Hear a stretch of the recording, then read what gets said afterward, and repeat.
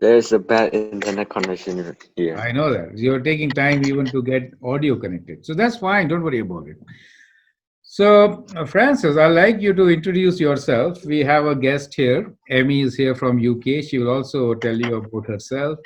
And today we are going to talk about circle theorem. And I hope that helps you in your preparation for GCSE. Yes, Francis, can you tell us about yourself? What are you doing and where are you? My name is Francis, and I'm from Myanmar, Mandalay, and I'm preparing for 10th grade. Good. And how does this topic on circle theorem helps you really? Is it a part of your grade 10 curriculum? Yes, it's the part of our grade 10 curriculum. Okay, okay. And what do you want to do after grade 10 and after schooling? Uh, you mean in future? Yes, yes. I want to be an engineer. Okay. Do you have any university in mind or are you targeting towards something? I'm targeting to study at US. Okay. So you'll be taking SAT then, that means soon, right? Yes. That's great. Okay, so let's begin with our lesson today, and it is on circle theorem. Emmy is there with us. Circle theorem is a big thing for Cambridge University admissions and GCSA foundation, basically. And we'll also see how she can give us some inputs to help you to understand circle theorem and see it from the point of view of examination and how different tests performed all over the world will, take an advantage of this particular theorem. Okay, even universities in US, they are heavy on circle theorem, and some of the most difficult questions which we see are based on this. Okay, so I think that should be very interesting. So let me share with you the screen which I have prepared uh, lesson for you. So as you can see on the screen, we'll talk about the circle theorem.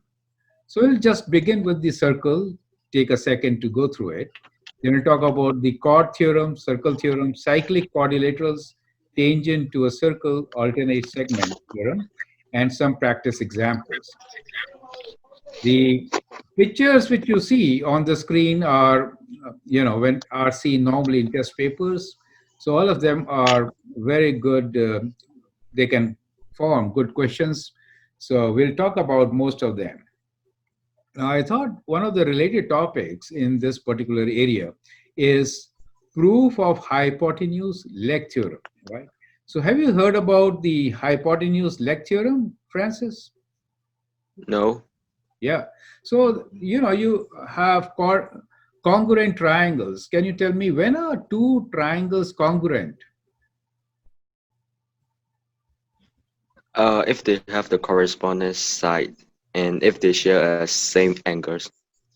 Yes. So corresponding triangles, when we normally study, we have three sides, SSS. We could have SAS, side angle, where the angle is actually included, right? Now, when we say hypotenuse leg theorem, in that case, hypotenuse is one side, correct? And the other side is a leg.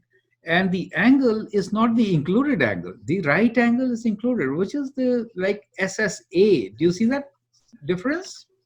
Not really SAS, because that angle of 90 degrees in a right triangle is not included angle. So that triangle strictly does not go with your SSS or SAS rule. However, you will notice that in a right angle triangle, all the three sides are related. A square plus B square is C square. So if two triangles have two same sides, the third side has going to be same, right? Because then b square will be equals to hypotenuse square minus the leg square. So that makes SSS, and the two triangles are congruent. Do you understand this point? Yes. That is huge. Now, when we are talking about triangles within the circle, many times you will see a right triangle within the circle, especially when you have semicircle. Always you get a right triangle. A tangent with the radius is also a right triangle, right? So that means there are situations where we could easily use the hypotenuse leg theorem to show that the two triangles are congruent, and that saves a lot of time and effort, right? So to begin with, I thought we'll introduce this hypotenuse leg theorem also. Well, let me just go through what circle is. You know, circle, center O, we name it with center O, and has radius of r. So every point on the circumference of a circle is same distance away, which is the radius r. So set of points r distance from the center, that is what is the loci, right, of a circle. Chord is a segment with endpoints on the circle shown here in blue. Segment is that arc and chord colored in green. Okay. The diameter is the chord that contains the center, and it is the longest chord in a circle. Diameter length is twice the radius. Tangent intersects circle at exactly one point, and we know at that point it is 90 degrees. And that point is called point of tangency. Tangent is perpendicular to the radius, right? So that much is enough for us to just talk about the circle. Now, let's look into the very first thing, which is tangent is perpendicular to radius, right? We all know about it. Now, how do we prove that? So I've taken a very small proof to show that the radius and tangent are actually perpendicular. Now, the idea here is not to take the proof of the theorem, but the idea here is to understand the approach, right? Some of the questions in our test paper will have a critical word, that is to say, that you have to prove by contradiction. Do you understand? So that is also a strategy, prove by contradiction, right? So we'll uh, do this proof by contradiction only to understand the strategy of proving by contradiction, right? That is more important for me at present than to explain you how do we prove that the tangent is perpendicular to the radius, right? So here, as you can see, we have a diagram. We have this as the tangent, that's the radius. And let us say that A, the point of tangency, is not at right angles. In that case, some other point will be at right angles if I connect it with O, correct? Does it make sense? So if that point is, let us say, B, and if I say that B is at right angles, in that case, we also know one more thing, that a distance from a point to a line is always a perpendicular distance, right? Now, since we know that the tangent only touches the circle at one point, so B is external to the tangent. Since B is external, the distance from O to B is definitely more than R, correct? R plus something else because it is an external point. And that is a contradiction. So from contradiction, we prove that B could only be at A, right? So that is the only position, and therefore at A, we have right angles. So did you understand this kind of a proof by contradiction? Okay, so let's move on and take the hypotenuse leg theorem. So I've already talked about it and told you how to prove it, but here we go. If the hypotenuse and one leg of the right triangle, let me color it. If the hypotenuse and one leg of the right triangle is congruent to the hypotenuse and one leg of the other right triangle, then the triangles are congruent. I like you to make a note of this. Very important theorem, which is normally ignored from our curriculum. It never exists in the book, right? Very few books actually cover it. That is unfortunate.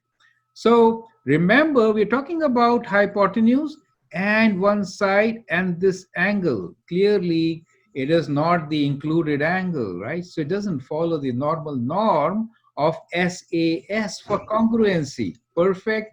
However, you know Pythagorean theorem relates the sides. So if we know for two triangles, these two sides are equal, then x square is r square minus y square. That has to be equal also, correct? And therefore, I will prove it using SSS, correct? There are actually many proofs for this particular theorem, but I find this easier. Okay, so we will definitely use this theorem in our proof. So our proof will be slightly different from what you normally see in the books, right? Because we're going to use hypotenuse leg theorem. So the very first question is to prove the chord theorem. Another important thing for you is, Francis, when we look into proof, proof suggests a method of solving a problem. Do you understand? So why are we taking only the proof now? If we understand how to prove, we understand how to solve a problem related to that particular question, right? So lay more emphasis on the proof itself. That gives you a hint to a solution for a difficult question, correct? Now here, perpendicular OM, we have a perpendicular from center to the chord AB. Perpendicular OM from center of the circle O to the chord AB bisects the chord. That is what we want to prove. We want that these two sides are equal. How do we prove it? Well, simple construction. Just join center with A and B, and those two lines are radii, right? So they are same radius of a circle. Now you see O to M is already a perpendicular, but it is also common between the two triangles formed. And from hypotenuse leg theorem, radius and a common side in a right triangle, these two small triangles are congruent. Is that clear? And that means their corresponding sides are equal. Done. Do you see how simple, easy, and neat it is? Just using hypotenuse leg theorem really cuts down on 3 or 4 steps in any proof, geometrical diagrams involving circle and triangles and tangents, okay? And it really makes sense since you have seen in circles and lines, we have a lot of right triangles involved. So that proof, I hope, is absolutely clear. Right, Francis? It's clear? So now we'll Yes. pick up, yeah, thank you. So let's take up the next theorem, which says angle at the center. So we want to relate this angle at the center with any other angle on the circumference. So the theorem for us is the angle subtended by an arc at the center of the circle. So this is called the arc AB. So angle subtended by an arc at the center of the circle, which is colored in green, is twice, 2 times the angle subtended at any point on the circumference. So at any point, so I've taken that in red color. So this angle we have to prove that is twice that angle. So I've neatly written the proof here, which you can definitely go through, but let me explain in my own words, how do we prove it, right? So that helps you to understand a strategy behind the proof. So what we will do is that we'll just connect this particular point. We'll connect the center with C. And once we do that connection, we divide the angle C in 2 parts. Let us say one of these parts is X and the other part is Y for us. That means the angle C is X plus Y. Correct. Now we have isosceles triangle. So that means this is also X, correct? So we have X and X, and that angle definitely is what? 180 minus 2x, correct? Similarly, on the other side, the angle is 180 minus 2y, and total angle is 360 degrees, correct? Around a point. So on a point, we have an angle of 360 degrees. If I take away 180 minus 2x and 180 minus 2y, I get the green angle, which is subtended by the arc at the center, correct? And if you solve this, you get that angle to be 2x plus 2y, which is twice x plus y or twice the other angle. Simple proof, but very important, right? Did you understand this proof? Yes, Francis, you understand the proof? Yes. Good. Now, if you have any questions in between, you're free to ask, okay? So ask your questions. So we now know that if we have an arc, then it subtends twice an angle at the center than any point on the circumference. Okay. Now let's take another example, rather a theorem. So these are set of theorems which are very important for us. We are just calling it theorem number 5 for us. Angle subtended by the same arc. So if we have the same arc and the 2 points on the circumference, we say those angles are always equal. How will you prove that? Well, so simple. If I connect this arc with the center, if I connect this arc with the center, I know the center angle is twice those angles which are formed at the circumference, right? So since we know that this angle is 2x, we know these angles are x and x. Done. So that means angle D and C are congruent. Perfect. So simple. So that should be our proof. The steps are written. You can go through them definitely, but that's the strategy. Correct. Now, let's look into a semicircle.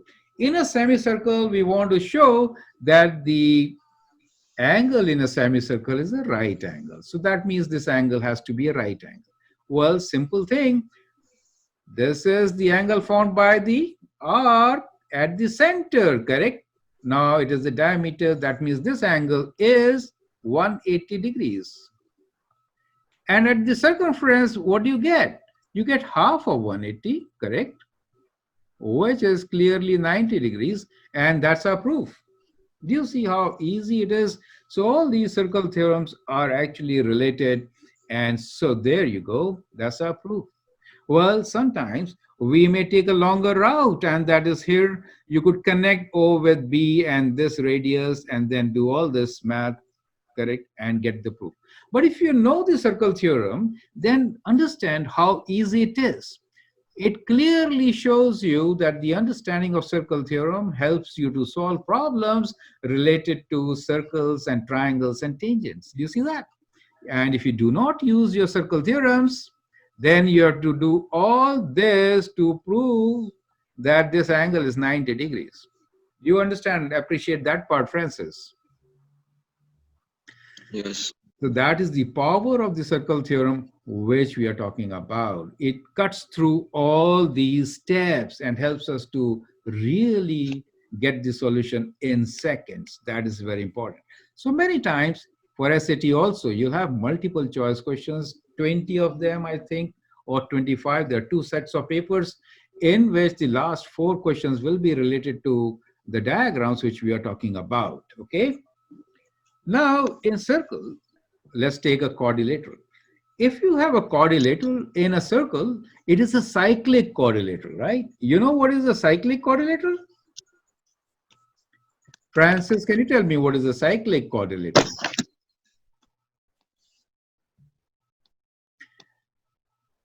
Okay, so cyclic quadrilateral is the opposite angles of a cyclic quadrilaters are supplementary angles. That means they add to 180 degrees. So we have a diagram here. The sum of A and C should be how much? A and C should be 180.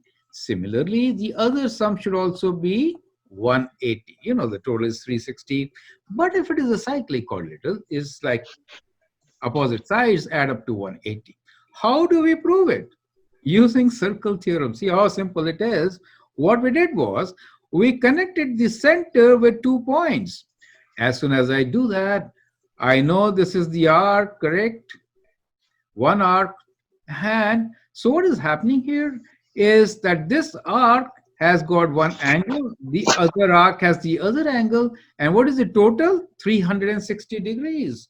And so the total of A and B should be half of 360 degrees. That means it gives you 180 degrees. Does it make sense? Right? Yes.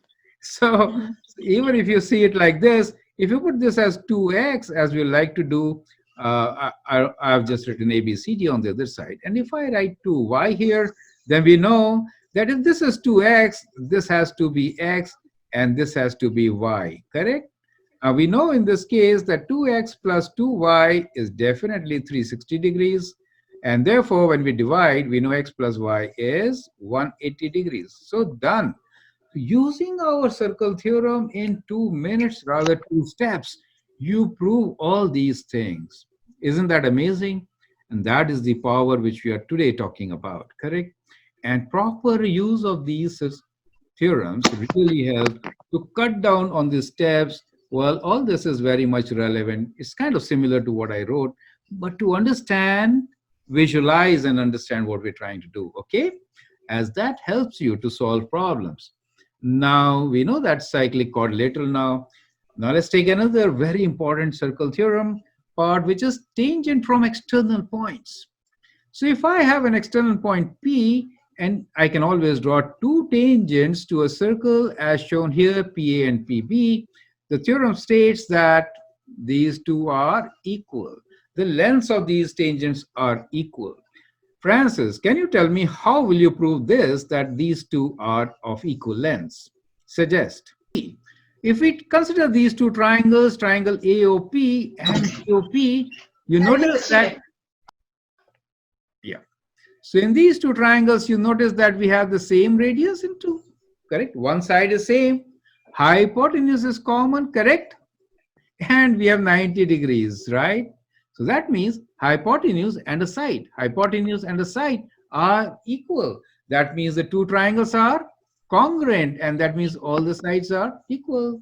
So AP goes to BP. Perfect. Easily shown. Do you see that? That is the power of hypotenuse leg theorem. Do you see that? So combination of hypotenuse leg theorem and the circle theorems really gives us a lot of power in geometry and related questions. Now here is one of the most interesting and least understood theorem. So let's talk about alternate segment theorem. Perfect. Now what does it really mean? So let me read exactly what is written in a book about alternate segment theorem. It says angle between the tangent and its chord. So this part is clear. This is the tangent, that's the chord, and this green angle is what we are talking about. Angle between the tangent and its chord is equal to the angle in the alternate segment. What does that mean, Francis?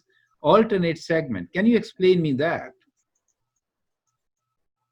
So, Francis, this is really a very confusing term. Even I don't understand. So what I do really is to make people understand. I say like this: alternate segment means, let's see the segment in which the angle is there. So this is my segment in which I have this angle, which the tangent makes with the chord, correct? Easily.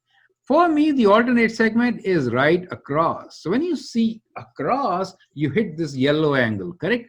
That is the angle. So whenever we are talking about alternate segment theorem, then the two angles which are always equal are, as shown here, the green and yellow ones, right? So how do we recognize them? In a complicated figure, easy to recognize is, check the segment in which you are with that angle and look across in a triangle.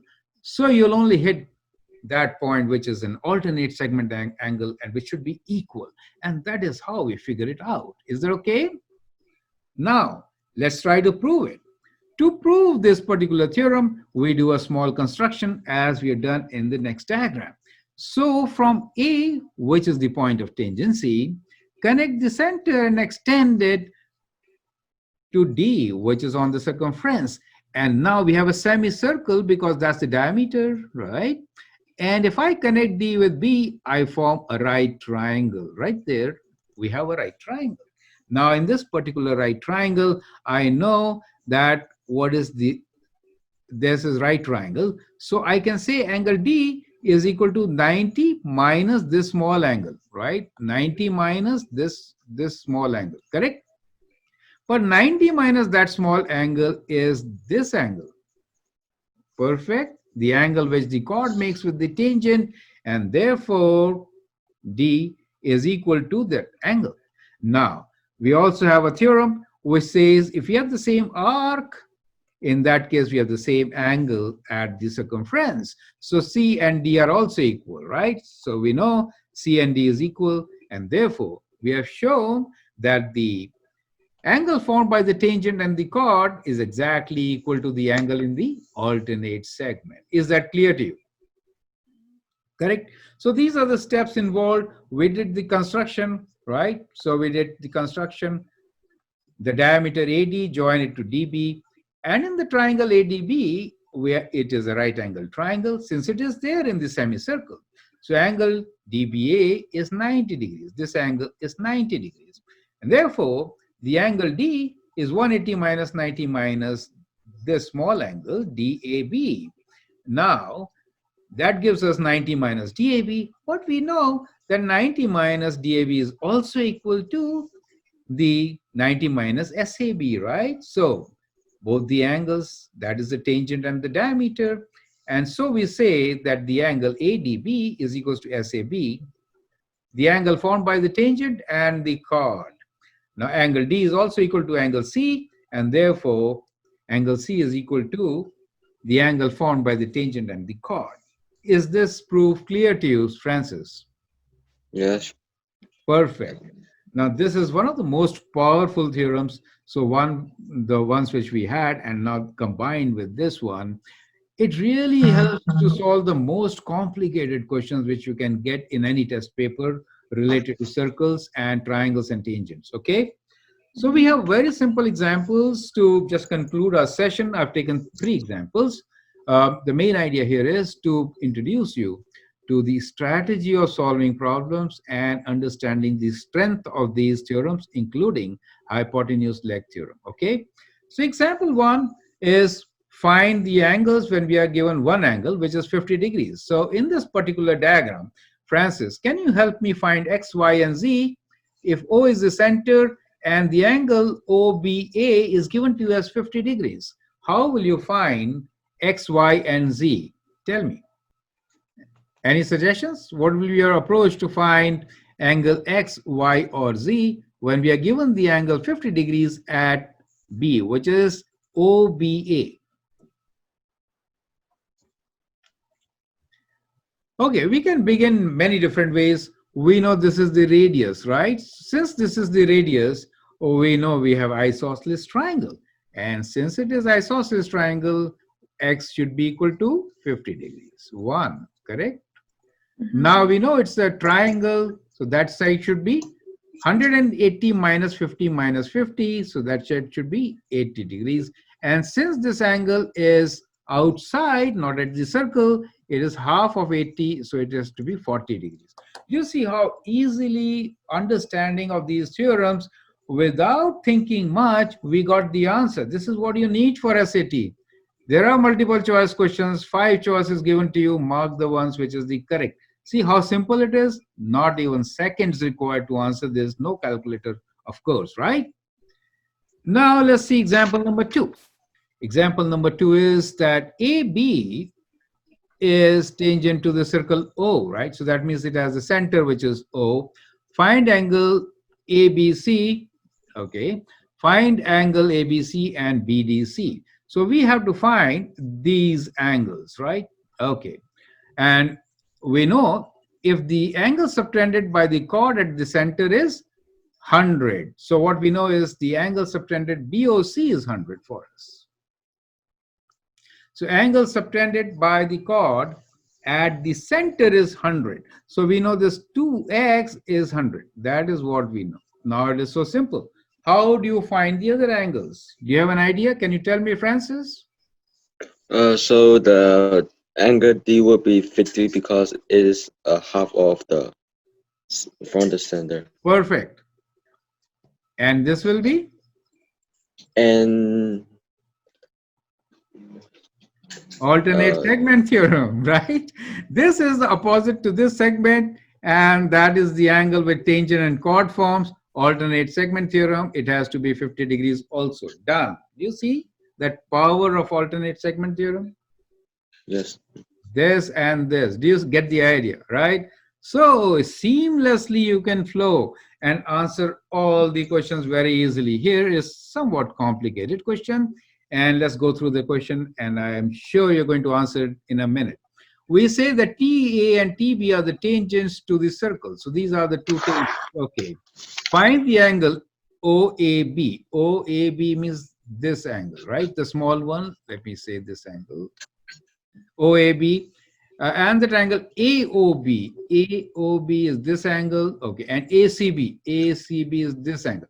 Okay, we have to find these three angles. How are we going to find, Francis? Do you have any idea? Suggest. Yes. Oh, We know only so 50 degrees. Yeah. the angle O will be the 100 degree. Correct. How do you get that? Because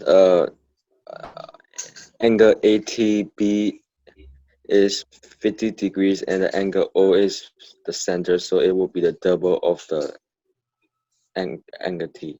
No, that is a wrong interpretation. That point should have been on the circumference, not T is outside the circle. So you cannot use that theorem. It is not correct. Okay. Right? So sometimes you can make that mistake. And there is another mistake which people make, and that is they'll say this is a cyclic quadrilateral, and therefore sum will be 180 and they will somehow make it 130. Right? They might get a right answer, but again, that will be wrong. It is not a quadrilateral in the circle. So we are going to start from, we know these two sides are equal. That means that has to be equal to x, correct? And in this triangle, 180 minus 50 will be equal to, because 180 minus 50 is 2x, correct? Those two angles, right? And that helps you to find the solution, correct? So therefore, our first step will be look at these angles outside, which no one is asking for. You know, that is the trap. So 180 minus 50, but 1x we want, that will be divided by 2. And when you do that, you get this angle x as 65 degrees. Now, you know this is your alternate segment theorem. Both are equal because we are looking at this particular segment which is between the tangent and the chord, and right across is our angle which is congruent, and therefore that is also 65 degrees, and the center angle will be 2 times 65. You see that? That is how you're going to solve this using alternate segment theorem. Did you understand all this, Francis? Yes, Mr. Kumar. Thanks a lot. And that is probably the easiest way of solving these questions. I've seen many solutions for such questions. They are too lengthy. But you know what? If you use the properties of these, what we have learned today, then it really makes things very simple. I'll also share with you my playlist on this particular topic where we have many examples with quadrilaterals and triangles within the circles and combination with tangents that should help you to answer most of your questions in the book. Now, I would like Amy, who had been patiently listening to us, to provide us some, inputs from her past experience. As how does that help, especially for GCSE students? Yes, Amy. Yeah, so definitely circle theorems, as Mr. Kumar said, is one of the hardest like questions that could come in GCSE. And as I've seen in like the exams that I've done, they're definitely come up. No doubt, would you have a paper that and it wouldn't come up? It's quite critical. It's also all the theorems. Just simply identifying them is very critical. And like Sir said, knowing the proof is also very critical, as when it comes to questions and things, they would provide hints. So knowing the understanding behind the theorems, not just like simply just memorizing it or just seeing it, actually knowing and understanding how you get to that theorem is quite critical, because circle theorem questions, they could be simple as like the alternate segment theorem, or like you can just have a theorem, or it can be a combination of a few, as we've seen in example 3. So just so that's very critical, and they're also worth a lot of marks, so it's good to know this like at the back of your hand. So yeah. That's great. Thanks, Amy. Francis, what do you feel about today's lesson, and what do you get from it? Can you summarize your learnings, please? So basically, it is new for me, and it is pretty challenging, and I need to work more on this type of problem later on. Correct. So we have introduced in within half an hour a lot of stuff to you, right? It's not easy to take. It takes about 3 weeks for a normal student to understand all these topics. But I'll now encourage you to go through this video. I'll share with you this Zoom lecture and a related video, along with the previous test questions, which we have seen in SAT and GCSE and even in Canada. They should really help you once you understand how we should be solving. Did you see how easily we actually solve these questions? You have to solve the questions with ease, right? That is very important. And if you are taking too many steps to solve, something is wrong. That means you have not applied a theorem correctly. You're going, ultimately you'll get the solution. But the idea is to get the most efficient solution. Once you understand that part, then you are able to actually simplify and answer some very complicated questions in the test paper. So I'll encourage you to watch. You are regularly watching my YouTube channel, but watch the videos which I share with you. They will be of prime importance. It was a pleasure, Francis, to be with you and to talk to you and discuss and share all this. Otherwise, how is everything with you? Everything going good? Yes. Great. And keep sharing your thoughts and your questions as you've been doing.